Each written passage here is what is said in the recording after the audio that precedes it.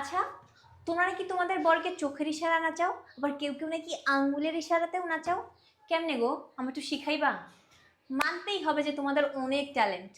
আমার ভাই ওইসব ট্যালেন্ট কিচ্ছু নাই, গোবরে ভর্তি।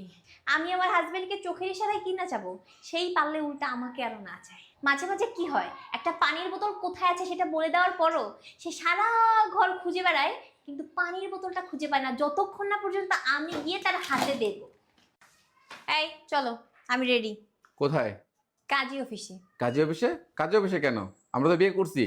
হ্যাঁ, আমি জানি যে আমরা বিয়ে করছি, তো এখন তোমার সাথে বিয়ে করার জন্য যাব না, আমি আর তোমার সাথে থাকবো না, আমি এই সিদ্ধান্ত নিছি। এবার চলো, যা করার সেটা করে দিবা। আচ্ছা ঠিক আছে, থাকবা কি থাকবা না তোমার ব্যাপার, কিন্তু শীতটা যাক, শীতের পরে যা করা করো। অত দরকার নেই, তাড়াতাড়ি আসো। ভাবি, আপনারে তো আর পটাতে পারলাম না, আপনার একটা বান্ধবীর সাথে প্রেম করায় দেন না।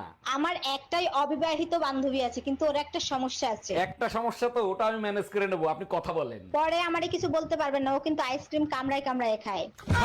আচ্ছা, তোমার লজ্জা করে না এই বুড়ো বয়সে একটু একটু মেয়েদের সাথে প্রেম করতে যাও? আমি কি প্রেম করি নাকি? ওরা আমার প্রেমে পড়ে, আমি কি করব? আমি বুঝি না আজকালকার মেয়েরা বুড়ো বেটাদের কাছ থেকে কি মধু পাইছে। কেন, তুমি জানো না পুরনো বলে সুইং করে বেশি? দেখতে গেছি বসতে দিছ বিল্ডিং ঘরে নিয়া, বিল্ডিং নাকি তোমা গোনা কইলো চাচা মিয়া। তোমরা তো মিশা মিশা কইছো মায়ের কাছে, তুমিও থাকবা না দেশে, ভাই নাকি বিদেশে। কেমনে কইরা মিছা কথা কইছি মায়ের কাছে, বিদেশেতে আমার একটা খালতো ভাই থাকে। কম নাই তো খালতো ভাই থাকে, কইছো তোমার ভাই, এই খুশিতে আমার মায়ে রাজি হয়ে যায়। তোমার মাই বড় লোক হইব মাইয়া বিয়া দিয়া, আমার দোষ না দিয়া তোমার মারে ধরো গিয়া। ভাবি, আপনি তো ড্রাইভিং পরীক্ষা দিতে যাবেন, একটা প্রশ্ন করব, উত্তর দিতে পারবেন? আরে অরুণ ভাই, আপনি যে কোনো প্রশ্ন করেন, সব প্রশ্নের উত্তর আমি দিতে পারবো। আচ্ছা বলেন তো, রাস্তার উপর কবরের মতো যেটা দেয়া থাকে ওইটা কেন দেয়া হয়? ওইটা দেখলে বুঝতে হবে গাড়ি স্লো করতে হবে, কারণ রাস্তা প্রেগনেন্ট হয়ে গেছে।